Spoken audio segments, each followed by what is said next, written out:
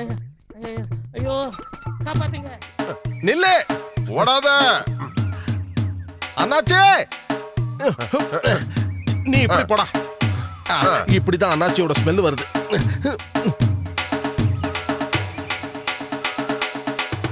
ஏய் நில்லு, எங்க ஓடுற? நில்லு, சொல்றத கேளு. அண்ணாச்சி,